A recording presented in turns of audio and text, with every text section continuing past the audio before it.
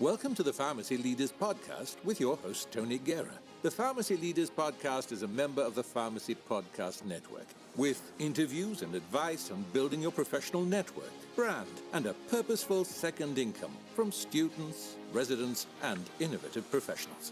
Okay, so I am here with Adessa Emacheta today. We're just going to be talking about her experience in the pharmacy field and then also her experience in Geneva with the WHO program. So, how you doing today, Adessa? Good. Hi, Abby. Thanks for having me. Of course. So I'm just going to ask you a few questions here. So, both in pharmacy school, I know that you're pursuing your dual degree, the MPH. What kind of interested you in pharmacy or the University of Iowa College of Pharmacy? In regards to pharmacy itself, I grew up both in Nigeria and in England. And in Nigeria, we've had an issue with fake drugs for the longest time. Just people dying from adulterated drugs in the market. And then in terms of sicknesses, we deal a lot with malaria, which is a preventable disease if people follow the right practice. Okay. However, there's also medicine to help with the treatment, but people sometimes can't afford this. And so as a result, people die. So just faced with those complications, I was wondering what I could do to make, I guess, my little portion of the world a better place. And I thought pharmacy, because after medicine was too long, I wasn't really interested in medicine. I just knew I wanted to do something healthcare related that could make the world a bit better. And then in regards to Iowa, the University of because you've been practically everywhere. Right. Because I did my undergrad at UT in Texas, and then I came here for grad school. But I guess what really pushed me to come here was basically the fact that they had the dual degree program going on. Okay. And they made it it was very enticing because they made it in such a way that they tried to fit it with your schedule. They knew how busy we would get, and they tried to make it as cost effective as possible and not as time consuming, so we would have time for pharmacy as well. Okay. So how have you enjoyed your experience at Iowa so far? I've quite liked it. It took me a while to get adjusted, especially the first year. Yeah. The weather, coming from Texas where it's really warm. Yeah. Especially often. It's not exactly diverse in Iowa, so that was quite different to adjusting. But it's grown on me. I really like people here. People are very nice. And just I don't know, it's kind of become home after almost 4 years now. It's just become comfortable. And I do like it. I think I was put here for a purpose, and I guess it's also coming to an end soon. Well, that's pretty cool to see adjust to somewhere a little smaller than you're probably used to. Right, exactly. There's definitely a reason. I guess also I think maybe I came here so I wouldn't get so distracted, because I know in Austin, total opposite. So I think it was good to come a bit more quiet too. Yeah, that's true. Yeah. So if you could choose going to school again, would you choose the University of Iowa College of Pharmacy, or do you think you would go somewhere else? If I'm being honest, I think I might choose somewhere else. Yeah. Not because of anything negative per se. It's just that the kind of pharmacy I'd like to do eventually. Mm-hmm. I don't feel like Iowa has come across a lot of people who want to do that kind of thing. I think a lot of people are geared towards going the community route, and then also residency as well. So I know they haven't really built a network in regards to fellowship, possibly considering working in a pharmaceutical industry or working in a health organization. They haven't really they don't have a network in that regards. So that'd probably be the main reason why I would move. Okay. I would consider going somewhere else. Okay. Yeah. So we kind of talked about you doing something a little different. So you are working on your dual degree with the MPH, and you got kind of a cool experience with WHO in Geneva, which I'm super jealous of. But do you just want to like tell us kind of like about just tell us about Geneva first and how that experience was just being in that country. Okay. Well, so one of my best friends actually worked in Geneva the summer before I got to go. And she told me about this program called like the Duke program, where they send students off to work in certain organizations, just arrange a bunch of organizations in Switzerland. And WHO has been like the end all be all for me since I guess I knew about it. Mm-hmm. And so I applied to the program, I got in, it took a while, applied to a bunch of places, and I eventually got into the WHO at the Infection Prevention Control Unit. And honestly, it was a great experience, just working with people from all over the world, literally. Like, it's just like a huge office with people from places you probably I never heard of until I met them. Yeah. With the aim of trying to better the world health-wise and improve health outcomes. I know it's extremely political because there's so many countries involved. It's basically all the countries in the world. Okay. So that was my fair share of like reality of, it's not all dandy and it's not all idealistic. Like there's still things that need to be taken into consideration. Like certain countries put more into the WHO in terms of financing, so they're going to get more out of it or they have more say. Okay.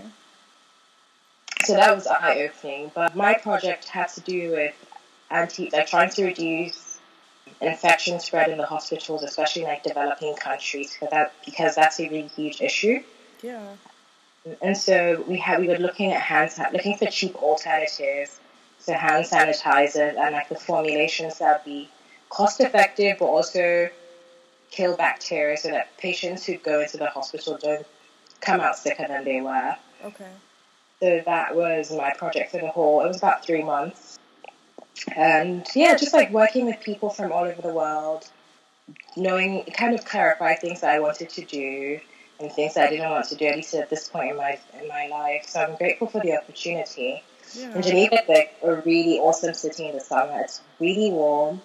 There are people from everywhere. The food is interesting. Our like obsession with cooking shows. The food is interesting and it's extremely expensive to live there. Yeah. So yeah, it was a great experience, and it definitely solidified things for me in terms of moving forward. That's awesome. Yeah. So, I guess kind of just going off of your experience with WHO, that's probably something that you're thinking of pursuing in the future?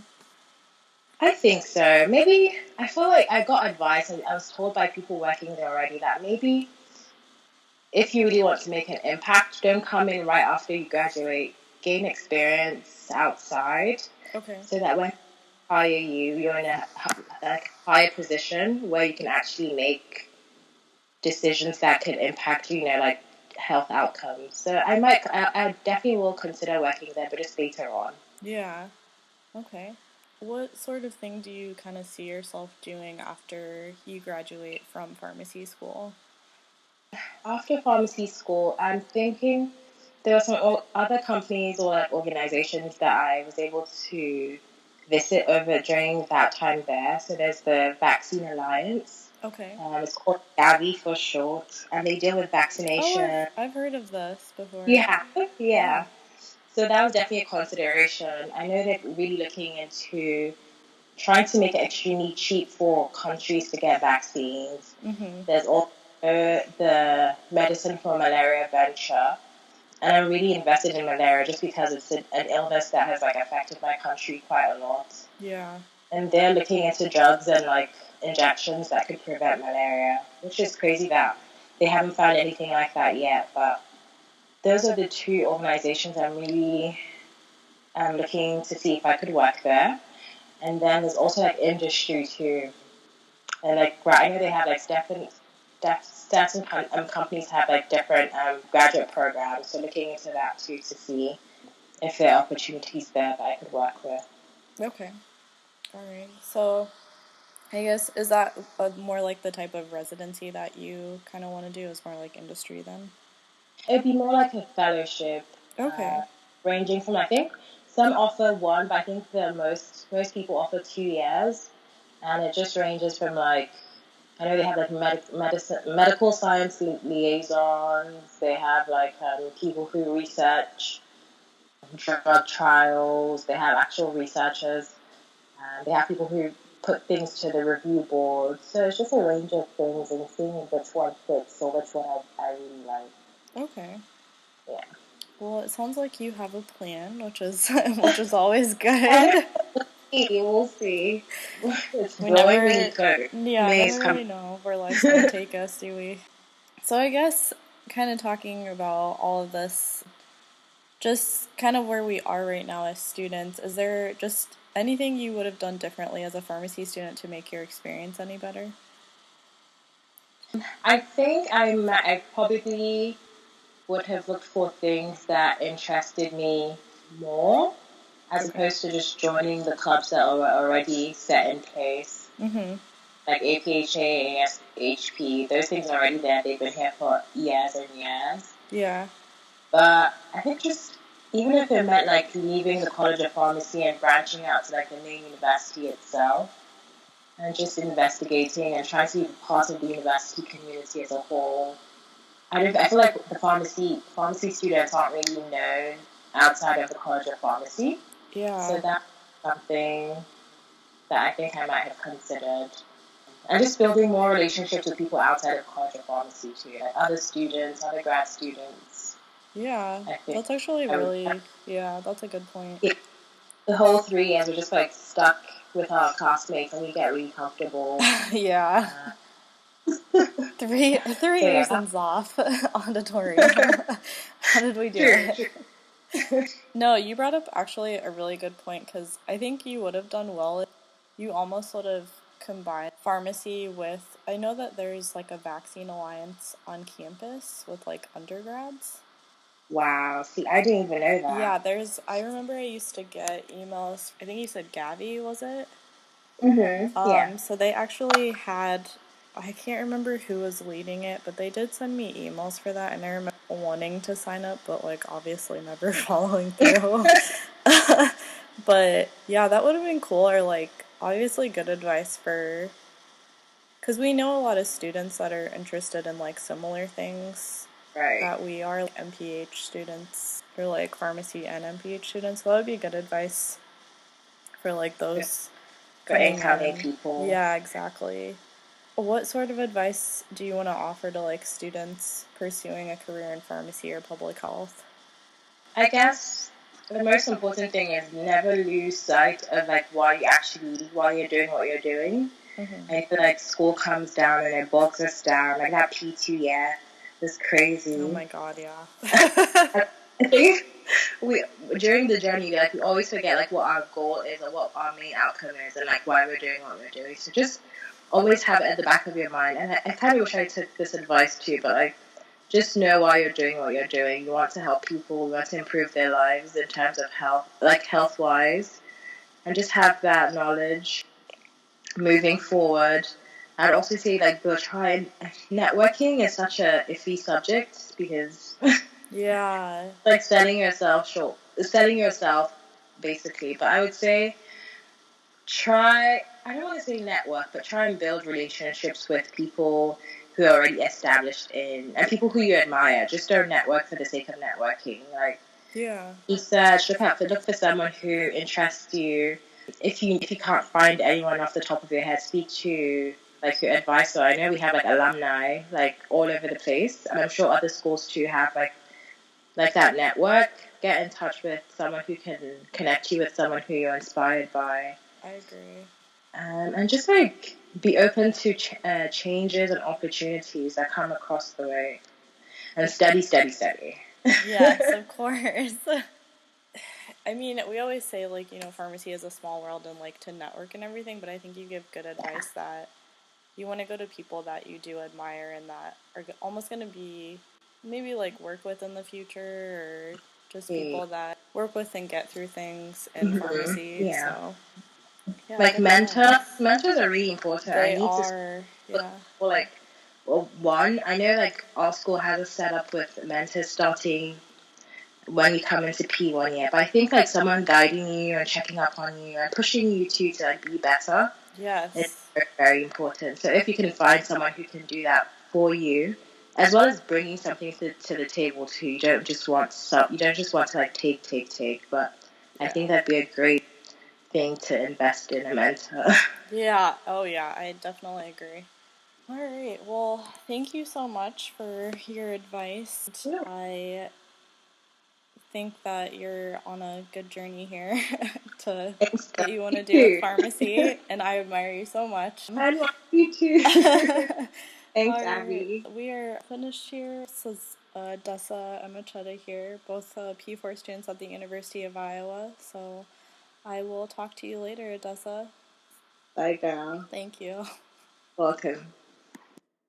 Support for this episode comes from the audiobook Memorizing Pharmacology, a relaxed approach. With over 9,000 sales in the United States, United Kingdom, and Australia, it's the go-to resource to ease the pharmacology challenge. Available on Audible, iTunes, and Amazon.com, in print, ebook, and audiobook. Thank you for listening to the Pharmacy Leaders Podcast with your host, Tony Guerra. Be sure to share the show with the hashtag #PharmacyLeaders.